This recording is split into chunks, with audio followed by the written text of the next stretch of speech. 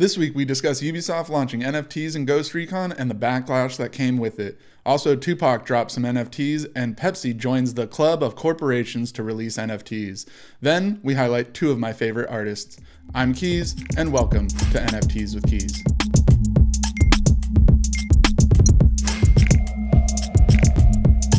Like, subscribe, and ring the bell for all that NFT news you need. Also, comment below. And thank you for all the subscribers that have been subscribing to the channel. It's lovely. We love it. We love you. We love everybody that's helping us out and helping us grow. Seriously.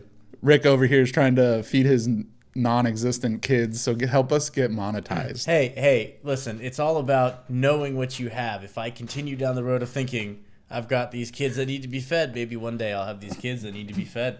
Step one, find a woman. And then get married, then have kids. That's the PSA now. Right. But yeah, did you see the exchange between Meta or Facebook and Pepsi and Budweiser? What platform was that on? It was on Twitter. No, you know how I feel about internet birds. I don't do that. That's true. So basically what happened is Meta posted, this is going to look great in the metaverse. And then Pepsi responded saying, you know it, friend. And then Budweiser came back saying, welcome, brand friend, WAGMI, which is we all gonna make it. Oh, geez. And then Pepsi responded to that with, thanks, friend, we all gonna make it, rocket emoji. You know, all I'm hearing is this fast food friend. Oh, yeah, hello, friend. Oh, yeah, friend. What's next? Elon Musk, Papa Elon's gonna come in. Oh, yeah, well, welcome to the club. I heard Elon wanted to just quit doing whatever he was doing and just become a meme lord or something like that. I mean, he already is. He doesn't need to stop doing what he's doing. Please don't stop what you're doing. But geez, yeah, well, I guess, But yeah, so I thought it was kind of interesting. As Ryan Hawthorne said, winter is upon us. So, yeah, if anyone likes Game of Thrones, you know what that means. It's not fun. This is going to get really dark really quickly. And well, speaking of Pepsi, they revealed that they have an NFT and they showed what it looked like. Right. The NFT is called the Pepsi Mic Drop. Not a big fan on the name of it. Not a big fan of the design either, but we'll get to that in a minute. Okay. There will be there will be 1,893, which is the year the company was founded or born, as the press release said. Which is all right, that's clever. Yeah. I mean, everyone's doing that 6,666, 3,333, but I like that. That's cool. Yeah. No, I think it's pretty cool that it's kind of like what the Playboy, the Rabbitars did. Wasn't that like 1953 or something that they released that many of those? Well, I can't wait to see their NFT showcased in one of their commercials this Super Bowl coming up. Yeah, that's true. Yep. Yeah, I'm curious to see how that works. Like, that will be really interesting to see the NFTs being brought up into the biggest sporting event in the United States. Hey, and following closely after that, the World Cup next year. The largest advertising, event of the year. Well, it's the largest sporting event in the world. And it dwarfs.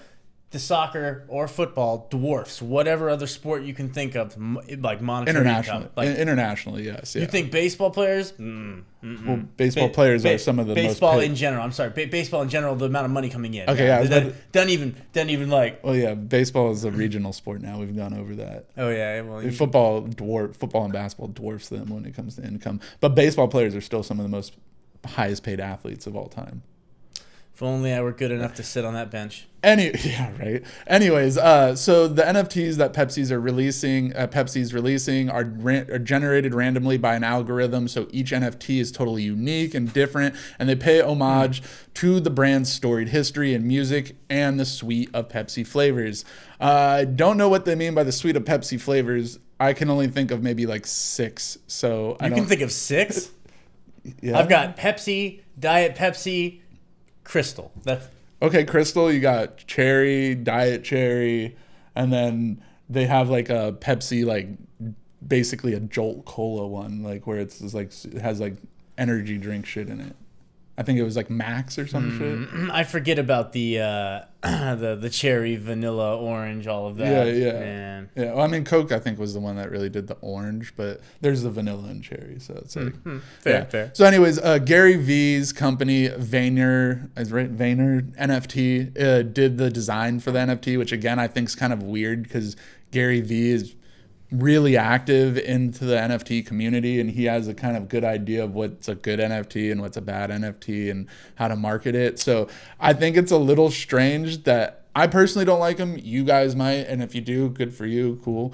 I thought it would have been better, considering I'm sure Pepsi paid him a ton of money. I mean, Pepsi paid like $1 billion for their new logo.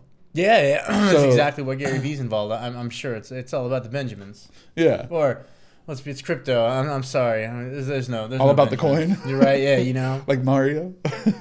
Okay. I'm gonna add that in. You know, in post.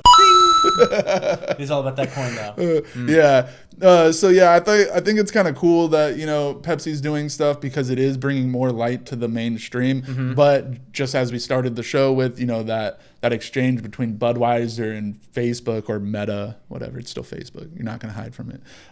So it's just like, it does kind of scare a lot of people, because when you start getting these massive corporations in it, things start to go wrong. Wrong. Let's be honest here. Are you even doing anything right as a company if you don't have an NFT yet? Does Wendy's have an NFT yet? I don't know, to be honest, but I wouldn't doubt if they're about to. Can we get some like fast food wars going here, but like on the NFT scale? I know Wendy's. Like there's all these friends. Well, no, Can we not be friends anymore? Can we have NFT wars? Well, it's not Wendy's, but Burger King has a really, really close relationship with fast food friends. I've seen them tweet at each other, and it looks kind of cushy. So who knows? I mean, Burger King might end up with some. Can we stop being friends, and can we start, you know, throwing some shade? Wars. Yeah, some fast food wars. Well, that's why you want Wendy's to get in it, because they throw the most shade. Well, what are you gonna do? Oh yeah, you know, this is an official Wendy's NFT that you can have some fun with it. You know, like. Have some fun. I've seen your Twitter game. Let's show them some NFT game. Can we do that hashtag Wendy's? Can we summon Wendy's into this somehow? Wendy's, if you're watching this, I'm behind you. I will shield for you. I 100% will NFT Wendy's. So we'll tag Wendy's when we post this. Good. Yeah. We're gonna eat Wendy's. So in some other news, Ubisoft finally has come through with their NFT project. They launched Quartz, which is a new platform for these players to get these things called digits, which the digits are the NFTs themselves. Quartz is also running on the Tezos blockchain. They say mostly just due to, you know, the lower cost than Ethereum, and it's environmentally friendlier than Ethereum. I mean, I get the points they're getting, but did it have to be Tezos? I don't. I know. I get it. Again, I get it. There's other blockchains out there that, you know, are cheap and are, you know, environmentally friendly just as much, if not more so, than Tezos. It is interesting. I don't know. Whoever's running the Tezos blockchain does some really good marketing though, because they're doing better than some of these other ones, like let's say ADA or Solana. There's issues there too, but like they must have a great marketing team, or the owner has, or whoever started it has some sort of connection, because why are these companies going to Tezos? Because gas fees in Ethereum are through the roof. Yeah, but why not go to Solana or ADA? Because Solana shuts themselves down. And ADA then? Tried and true, but they need a layer 2. So we just figured that out. That's why. Yes. So if I run down the list. So you could have just said that they don't have a layer 2 and Solana. We don't really need one. I'm just using that because it rhymed. But you don't actually need a layer 2 for that. They could have done it. I just think that for some weird personal vendetta or animosity to Charles Hoskins, says, I'll let that man enjoy 7 days away from the internet and all of that. All right. So the first digit that will show up, or the first digits that will show up, it's going to be in Ghost Recon Breakpoint.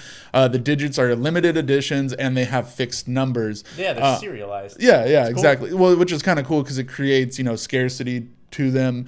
So yeah, the digits can be vehicles, weapons, or even pieces of equipment, which I think is kind of cool. Again, most of the time when people think of, NFTs coming into gaming, it's just going to be skins, where it's just like, oh, your guy looks like a walrus or something now. It's like, no, you can actually have, different type of vehicles. So maybe like a certain like tank or a certain, Jeep, or even, I don't know, maybe something else that they're, maybe they get a licensing for something. Does Ubisoft own Titanfall? Are they the Titanfall ones? I'm not 100% sure on that, but like nonetheless, any of their other projects, or let's say they get a car company, like maybe Jeep, actual Jeep, and then they can put that in there.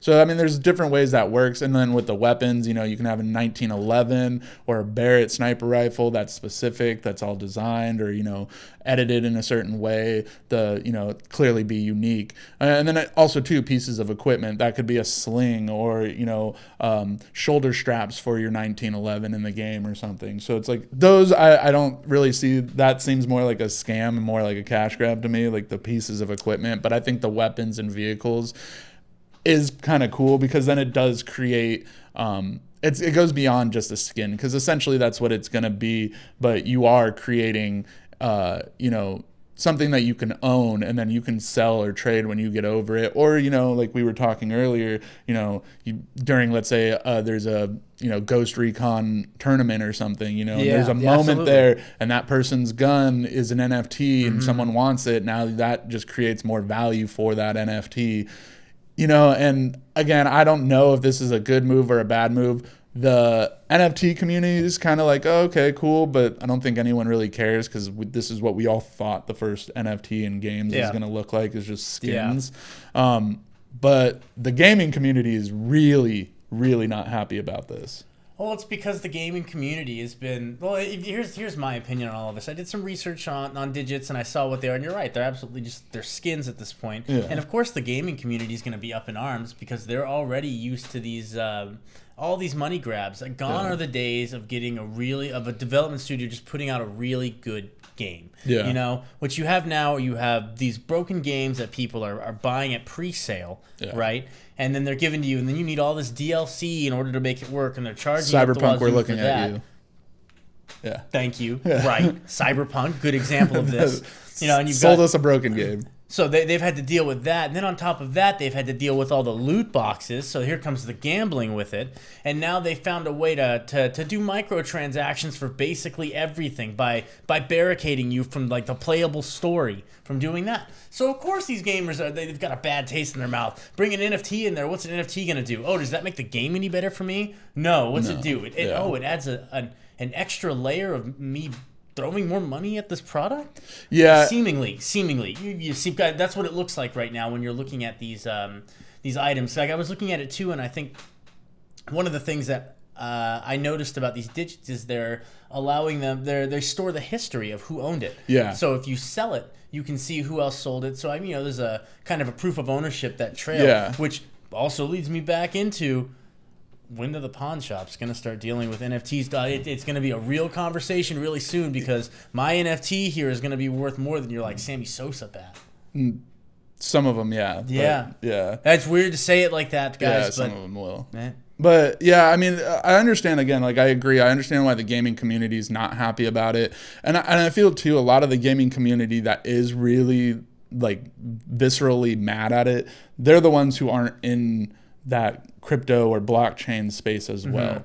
Some who are mad at it, again, I think it's like clear this is just a cash grab for Ubisoft to get more money out of people, because we've seen what EA does with loot boxes and the gambling that is. This isn't so much gambling as it is just clearly, oh, hey, we're going to release some stuff that we would have put into a loot box that people could buy, but then everyone could own it if they paid $40 for this, you know, vehicle. But now it's creating, you know, scarcity to it, which is, and again, I think it's cool, because people are going to flock to own it, because they want the clout to say, I own this. There's only 20 of these. I'm one of 20.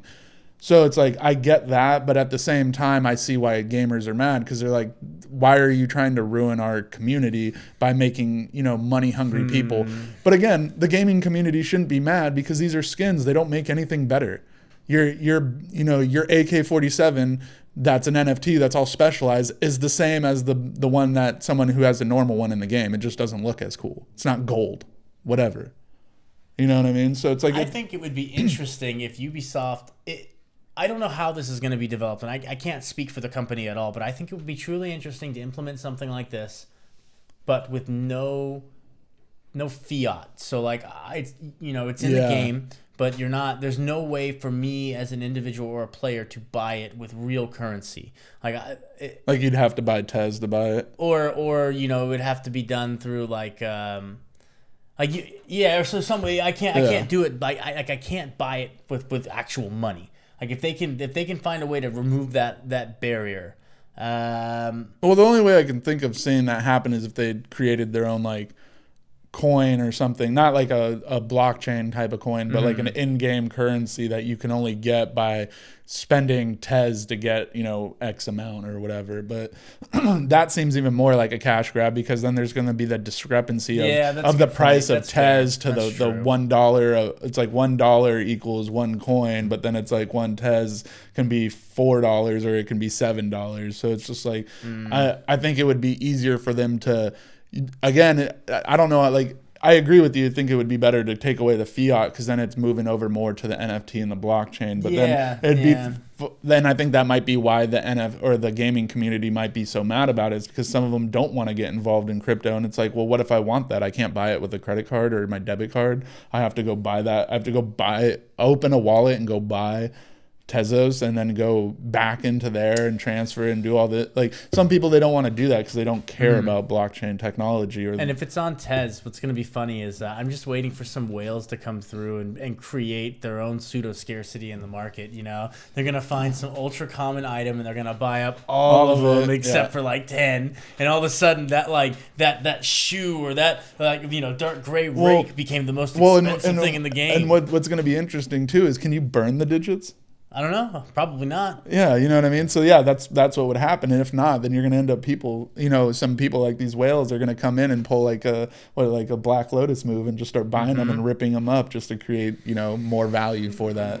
So it's just Yep. So gaming the system like that, I can see that happening too. I want to see NFTs in games. I really do. Yeah.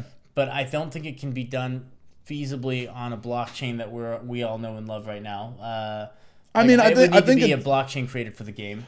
Yeah, I mean that's possible, but I mean I can see it being built, or I can see it being built upon a game or on a blockchain for it, but it would have to be completely different than what they're doing here. You can't just slap on NFTs to an existing game. You would be better off developing, even if the game title already exists, it'd be better to develop a game solely based around being on the blockchain like that. And then a lot of this too is all speculation, so I really have no idea what it's going to look like. I could be completely wrong, and they could hit the nail on the head, like the nail on the head here on how they're implementing it. This is all just speculation based on what I'm seeing, the information provided. Yeah. And so, I mean, even with all the backlash, I do think it's kind of a good idea and a cool idea. Again, I don't really care. It doesn't really affect me. I get why the gaming community is mad at it. And I also understand why the NFT community is kind of nonchalant about it. Like, they don't care because we saw this coming. We don't really care. Right. We want to see an actual NFT game that's on the blockchain that's done by a AAA studio. So Ubisoft, again, Splinter Cell. Right. Make it a blockchain game. Don't know how you're going to do it, but just do it. Or, if anything, throw some like Splinter Cell items. Throw some Splinter Cell digits in there, but make it like blatantly Splinter Cell. Yeah. And then like throw a nod to like add NFTs with keys. Yeah.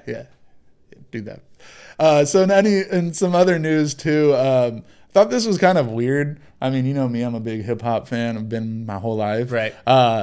Tupac's estate is releasing NFTs based on his jewelry, which I kind of feel like this is just another, not company, but another artist, I guess, or artist estate more so, just trying to generate more money off of a fad or a perceived fad. I can't wait to get my Michael Jackson NFTs here fairly soon. And the Jackson family's over there thinking, little Mikey would have wanted it this way. I'm sorry. No. Yeah, that was too wild. But yeah, so Tupac's estate is releasing NFTs based on his jewelry. The collection is called the Immortal Collection.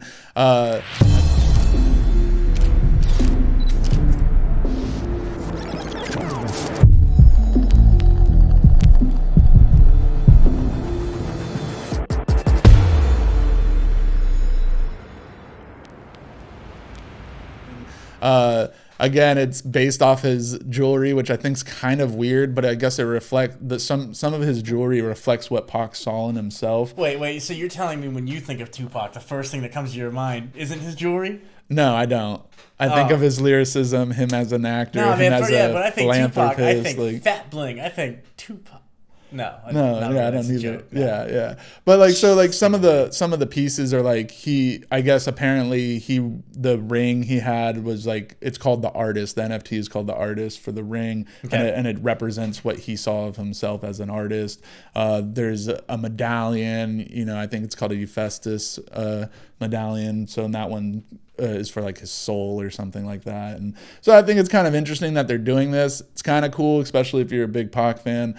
I personally think this is just another cash grab from some estate that's like, hey, we know that there's billions, if not, or millions, if not billions of people out there that love Tupac, and there's some nerdy people out there that would love to have some Pac, like, it's true, NFTs. So I think it's pretty cool. It's dropping December 15th on Maker's Place. Also, too, some random news, too. DMX and Miles Davis are getting NFTs of unreleased music. And it's being released at Melanated NFT Gallery, which is the first all-black, female-owned NFT gallery. So I think that's kind of cool. Please be a Christmas. I'm just more interested in hearing some new DMX and Miles Davis. When's the last time you heard a Miles Davis song that was new? When's the last time you heard DMX? Like last week when I was listening to DMX. Oh, yeah, no. I mean, well, he's dead, so don't. I did not. This is how much I listened to. You know this. I'm just saying, man. He died like this year. So. Wait, really? Did you say that? Yeah, he passed. That's why it's kind of like news. Yeah. Anyways, this guy doesn't know much about the musics in hip hop, at least. Anyway, so we're gonna move on. We're gonna highlight two NFT artists that are just kind of my personal favorite. I was trying to look for a project, and I just kind of been getting tired of looking at all these projects. I don't know what's fake or real anymore, because a lot of these projects have been they have these things on Discord like, oh, you can get whitelisted if you invite people. So it's like half the time you don't know because I got sent stuff randomly all the time. Mm-hmm. And so when people are like, oh, check out this project, and it's like, okay, well, I just got 7 of the same one from like 7 different accounts. And half of these accounts look like bots. So it's just like, I don't know if I want to touch down on that project. So I thought, why not just touch down on some artists I like, give them some exposure, and And that I like that too. I feel like there aren't many people going after the actual artist of the NFT. Yeah. It's the NFT. Yeah. So, and that's the thing is like, I feel like, yeah, sure, we might get more views when we do, the projects, because the projects have thousands of people in it. But hey, some of these artists don't have a big following, or they do, and I love their style, and we love their style here at NFTs with Keys. So yeah. The first one we're gonna talk about is SUBWWAY M. I personally like SUBWWAY's style.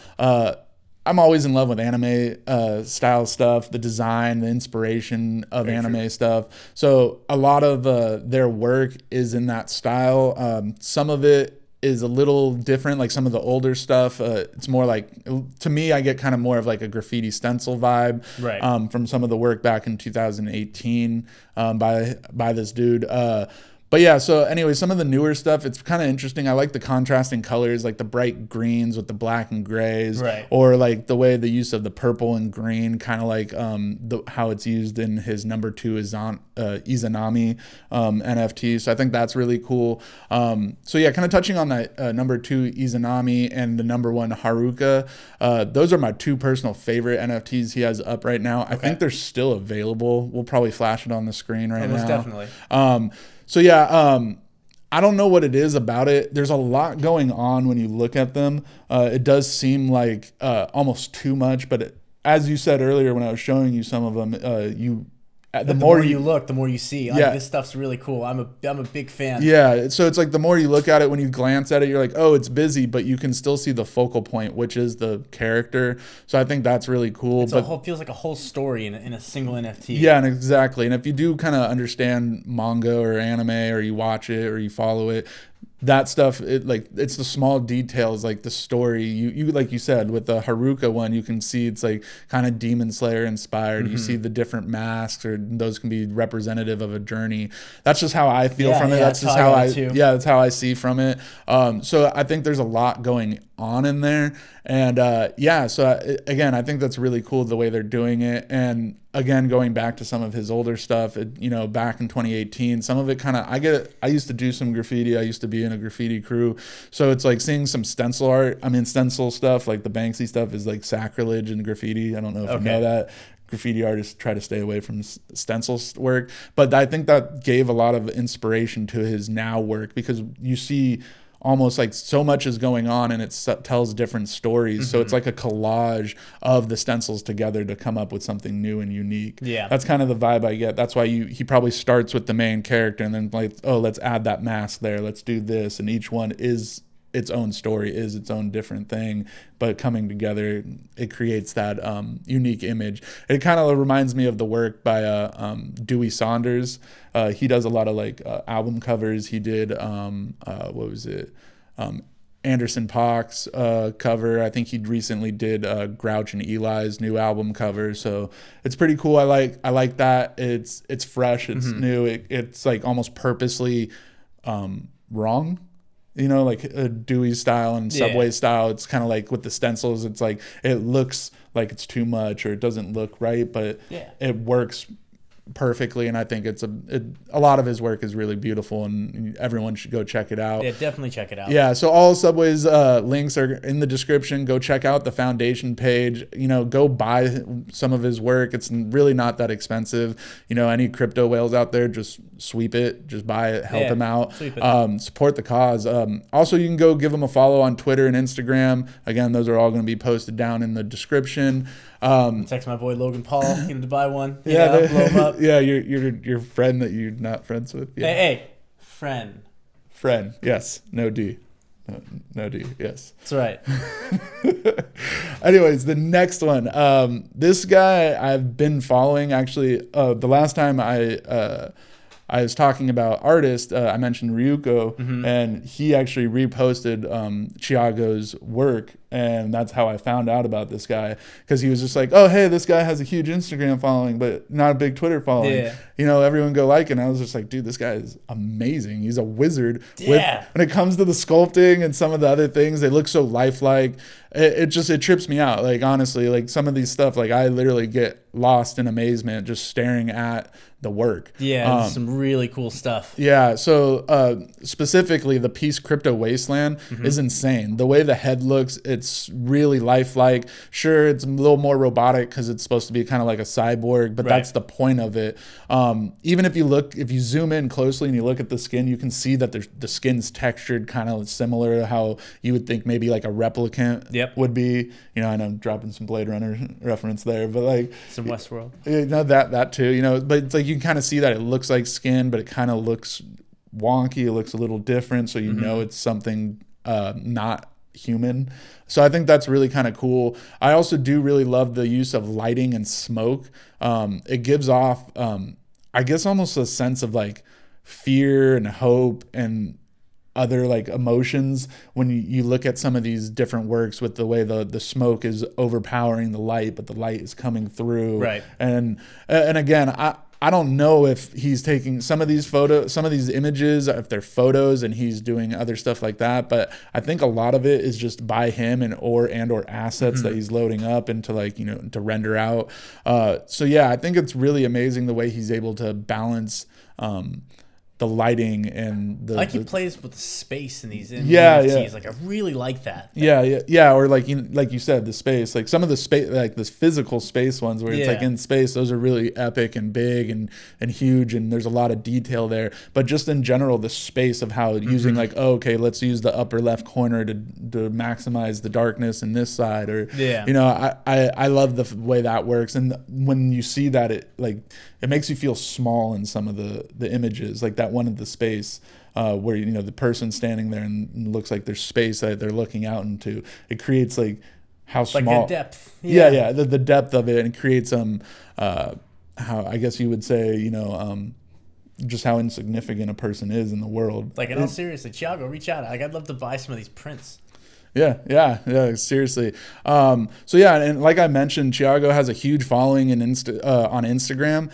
like I think it's like 47,000 followers, but his Twitter only has like 400 people. So let's get those up. Yeah, you know what I mean? Like it doesn't reflect on his art, and I think we need to get more people following him on Twitter, because a lot of the crypto people that are buying and selling NFTs, they're on Twitter, and unfortunately sometimes your socials don't, you know, interact that way. So let's get his follows up. Let's get, you know, everybody buying his stuff. Oh yeah, and also too, he started a Discord for a new project called Follow the Light. Cool. So join that. It's free and doesn't do anything. You just log in, you know, sign up for it and stay up to date with that project. He's gonna have a lot of stuff dropping coming soon. So yeah, keep up with all that.